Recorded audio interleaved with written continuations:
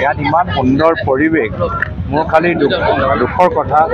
যে মই বেছি সময় ইয়াত দিবলৈ পৰা নাই মই ভৱিষ্যত সময় লৈ আকৌ আহিম আৰু এই অঞ্চলৰ ৰাইজৰ লগত এটা ব্যক্তিগত সম্পৰ্ক কিছু পৰ্যায়লৈকে আমি আজি সৃষ্টি কৰিব পাৰিছোঁ আৰু ভৱিষ্যত আমাৰ সম্পৰ্ক আৰু বৃদ্ধি পাব আৰু শক্তিশালী হ'ব আৰু দুখৰ সময়ত আমি সদায় একেলগে থাকিম। এতিয়া যে এনে লাগিছে তিনিটা উৎসৱ একেলগে ঈদ বিহু আৰু নিৰ্বাচন কি ক'ব? নিৰ্বাচনটো আজি মই ইমান উৎসৱ হিচাপে নলওঁ। নিৰ্বাচন এতিয়া এটা আমাৰ ভাৰতৰ কাৰণে এটা সংকটৰ পৰিস্থিতি লৈ পৰিণত হৈছে যিহেতু নৈতিক আমাৰ যি অধিকাৰ আৰু সংবিধানে যি অধিকাৰ দিয়ে এইখিনিৰ ওপৰত আজি একটা বিশেষ শক্তি আক্ৰমণ কৰিছে কিন্তু নিশ্চয় হয় আজি বিহু আজি ঈদ আৰু পবিত্ৰ নৱৰাত্ৰিও চলি আছে মই ভাবিছোঁ আপুনি সেই তিনিটা কথা ক'ব আমাৰ আজি সেইটোৱে মোৰ ভাৰতীয় পৰম্পৰাৰ প্ৰতি মই গৌৰৱ অনুভৱ কৰোঁ যে একে সময়ত নৱৰাত্ৰিও মানুহ উদযাপন কৰিছে ঈদো উদযাপন কৰিছে আৰু বিহুৰ কাৰণে বাট চাই আছে তেওঁ নিজৰ কামখিনি কৰি আছে মই তেখেতৰ অভিভাৱককে তাতে কামনা কৰিছোঁ ঠিক আছে ধন্যবাদ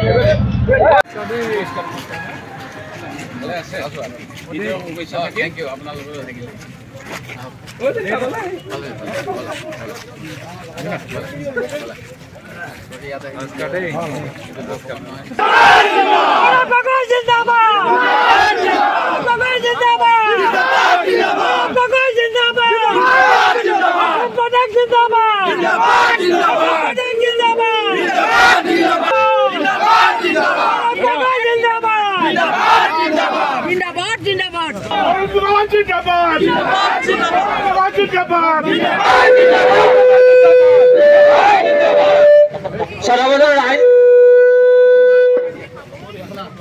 ইতিমধ্যে সভাপতি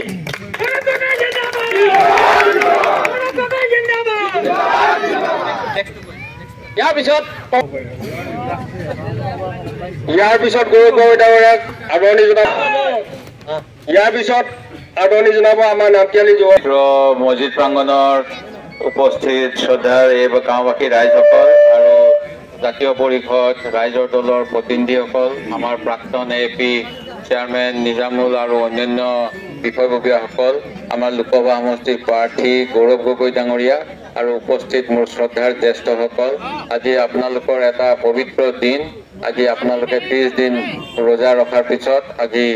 দুপৰীয়া ৰাতিপুৱা নামাজ আদায় কৰাৰ পিছত সকলোৰে বাবে দোৱা কামনা কৰিছে প্ৰাৰ্থনা কৰিছে যাতে বিশ্ব শান্তি হয় আৰু সকলোৰে সুখ শান্তি হয় আৰু তেনে এটা সময়ত আমাৰো সৌভাগ্য যে আপোনালোকৰ লগত আজি আমি চিনাকি হ'বলৈ ইয়াত সুযোগ আৰু কংগ্ৰেছ দলৰ নেতা দেৱব্ৰত শইকীয়া ডাঙৰীয়া অসম জাতীয় পৰিষদ দলৰ বিনল চুতীয়া ডাঙৰীয়া জুবিন ফুকন ডাঙৰীয়া জিলা মাইনৰিটি চেলৰ সভাপতি মহোদয় ইয়াত উপস্থিত থকা ৰাইজৰ দলৰ বিধায়ক অখিল গগৈ ডাঙৰীয়াৰ প্ৰতিনিধি মহোদয় ইয়াত উপস্থিত থকা কংগ্ৰেছ দলৰ মাইনৰিটি চেল আৰু অসম প্ৰদেশ সভাপতিসকল মৌলানা চাহাবসকল আৰু ইয়াত উপস্থিত থকা যুৱ বন্ধুসকল মই প্ৰথমে পবিত্ৰ ঈদৰ ফিতৰ উপলক্ষে সকলোকে শুভেচ্ছা জ্ঞাপন কৰিছোঁ আশা কৰোঁ যে আল্লাহ সকলৰ ঘৰত শান্তি সম্প্ৰীতি উন্নতি লৈ আনে আৰু মই বিনম্ৰভাৱে চবকে অনুৰোধ কৰিছোঁ যে আহক আমি সকলোৱে মিলি দোৱা কৰোঁ যে অসম সদায় মহাপুৰুষ শ্ৰীমন্ত শংকৰদেৱ মাধৱদেৱ আজাদ পীৰৰ অসম হৈ থাকে চাউলুং চুকাফাৰ অসম হৈ থাকে বীৰ লাচিত বৰফুকনৰ অসম জ্যোতিপ্ৰসাদ আগৰৱালৰ অসম এটা মিলনৰ অসম এটা শান্তিৰ অসম এটা সম্প্ৰীতিৰ অসম হৈ থাকে তাৰ বাবে আমি সকলোৱে মিলি দোৱা কৰোঁ এই নিৰ্বাচন জৰিয়তে আমি কিছু গুৰুত্বপূৰ্ণ কথা আমি ৰাইজৰ সন্মুখত দাঙি ধৰিবলৈ বিচাৰিছোঁ আৰু যদি মোক সোধে যে মোৰ আটাইতকৈ গুৰুত্বপূৰ্ণ কোনটো বিষয়ত মই ভাবোঁ মোৰ হৈছে যে এই নিৰ্বাচন জৰিয়তে ৰাইজৰ মাজত যে ভয় সোমাই গৈছে সেই ভয়টো মই নাইকিয়া কৰিবলৈ বিচাৰোঁ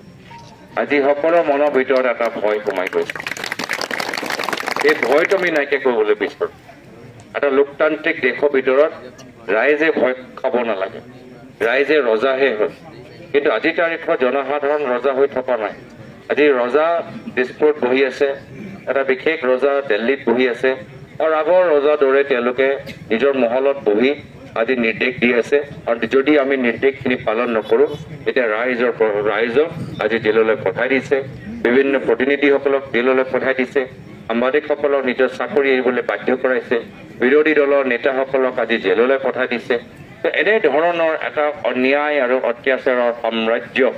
আজি আমি দেখা পাইছোঁ অসমৰ ভিতৰত আৰু এই অহংকাৰী চৰকাৰৰ অত্যাচাৰ নাইকিয়া কৰাটোৱে হৈছে আমালোকৰ সকলোৰ সামূহিক দায়িত্ব এই দায়িত্ব যদি আমি পালন কৰিব লাগে ইয়াত আমি সকলোৱে একগোট হ'ব লাগে আমি কোনো অকলে নোৱাৰোঁ কোনো এজন বিশেষ ব্যক্তি অকলে নোৱাৰে কোনো এজন বিশেষ দল অকলে নোৱাৰে ইয়াত আমি সকলোৱে একগোট হ'ব লাগে আৰু সেইকাৰণে মই আজি ইয়াত আপোনালোকক অনুৰোধ জনাইছোঁ যে আমি দল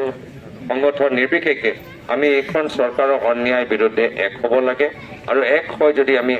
এক খোজ আগবাঢ়ি যাওঁ তো নিশ্চয় জয় আমাৰ হ'ব আৰু পৰাজয় এইখন চৰকাৰৰ হ'ব তো মই বিশেষ দীঘলীয়া ক'বলৈ বিচৰা নাই আজি আটাইতকৈ গুৰুত্বপূৰ্ণ হৈছে যে ভাৰত হৈ থাকিব নাথাকে অসমৰ ভিতৰত আমাৰ বাক স্বাধীনতা থাকিব নে নাথাকে আৰু যদি মই ভাবোঁ আমি ৰাইজৰ মাজত এইখিনি কথা লৈ যাওঁ ৰাইজে মিলি এটা সঠিক সিদ্ধান্ত লৈ তো নিশ্চয় অহা 19 তাৰিখত আমাৰ জয় হ'ব ৰাইজৰ জয় হ'ব উজনি অসমৰ জয় হ'ব যোৰহাটৰ জয় হ'ব সংবিধানৰ জয় হ'ব লোকতান্ত্ৰিক মূল্যৰ জয় হ'ব অসমীয়া সংস্কৃতি জয় হ'ব আজাদ বীৰৰ আদৰ্শ জয় হ'ব মহাপুৰুষ শ্ৰীমন্ত শংকৰদেৱৰ সপোনৰ জয় হ'ব এইখিনিয়ে কথা আজি আপোনালোকৰ মাজত ক'লোঁ অহা 19 তাৰিখে সকলোৱে আমাৰ বাবে দোৱা কৰিব এই কথা অনুৰোধ জনাই ইয়াতে নিজৰ সমূহ দুআষাৰ সামৰিছোঁ ধন্যবাদ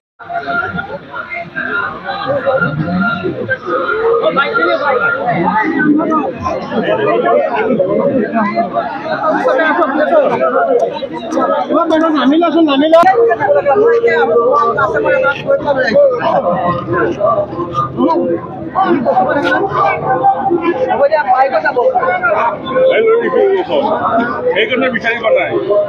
এই অৱস্থা আপোনাৰ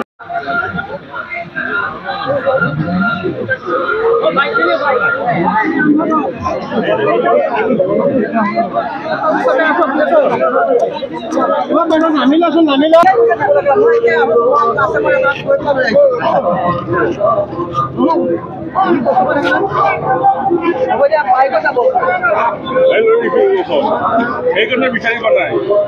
এই অৱস্থা আপোনাৰ